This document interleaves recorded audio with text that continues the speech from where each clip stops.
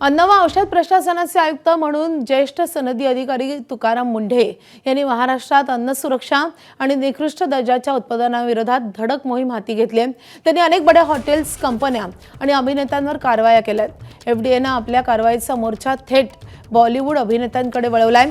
खोट्या जाहिरातींसाठी स्टार्सही जबाबदार असतील असं तुकाराम मुंढेंनी म्हटलंय। तर रस्त्यावरील दुकानांवर एफडीएचं लक्ष आहे। चायनीज वडापाववाल्यांवर कारवाई होत असल्याचंही त्यांनी सांगितलंय। याशिवाय गुरु नानक डेअरीवरची कारवाई योग्यच असल्याची भूमिकाही त्यांनी मांडली आहे।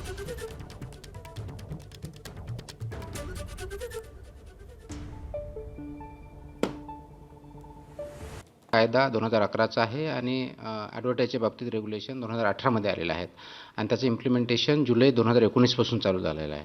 तर या काळात ह्या ॲडव्हर्टाईज जर होत्या तर त्याच्यावरती डेफिनेटली थोडा उशीर झालेला आहे, परंतु ठीक आहे, उशीर झाला आहे, पण आता त्याच्यावरती आम्ही योग्य कारवाई करतो। त्या नोटीसमध्ये आम्ही म्हटलं की 10 लाखापर्यंतचा त्यांच्यावरती दंड लागेल, पण त्याचबरोबर कारण हा प्रोहिबिटेड आयटम आहे सेक्शन 30 अंतर्गत, प्रोहिबिटेड आयटमवरती जे नियम लागू आहेत आपले त्याप्रमाणे आपल्याला कारवाई करता येईल। नंबर 1। नंबर 2, कारण तो अनसेफ पण आहे, हे प्रूव्ह झालेलं आहे, म्हणूनच आपण ते प्रोहिबिट केलेलं आहे। अनसेफचे सेक्शन 59 सुद्धा आपल्याला त्याच्यावरती कारवाई करता येईल। नाही, याच्यामध्ये आपण कालच एज्युकेशन डिस्ट्रिक्टचे आपले food safety officer, assistant commissioners, त्याचबरोबर जिल्हा परिषद सीईओ आणि म्युनिसिपल कमिशनर यांची मीटिंग घेतली। याच्यातून त्याच्यामधल्या ज्या कारवाई करायची, काम करायचे ते सांगितलं आहे आणि पुढच्या 8-10 दिवसामध्ये हा पिक्चर पूर्णपणे चेंज झालेला असेल। काही ठिकाणी होत नाही हे खरं आहे, पण ते पुढच्या 8-10 दिवसामध्ये कंप्लायन्स होतील। त्याचबरोबर हे बघावं लागेल, खूप शाळांनी त्यांचे मेनू पण चेंज केलेले आहेत, त्यांचं इम्प्लिमेंटेशन सुमोटो चालू आहे आणि स्कूल्स आणि पेरेंट्स दोन्हीकडून खूप चांगल्या प्रकारचा प्रतिसाद आहे। जे काही कंप्लायन्सेस 10-20% होत नाहीत ते आपल्या पुढच्या काळात झालेले दिसतील। नाही, गुरु नानक याच्याबद्दल जो आदेश झालेला आहे, आम्ही त्याच्यावर थोडं सरप्रायझिंग आहोत आणि त्याच्यामुळे आमच्याकडे जे लीगल ऑप्शन्स अवेलेबल आहेत त्यानुसार आम्ही पुढे जाणार आहोत।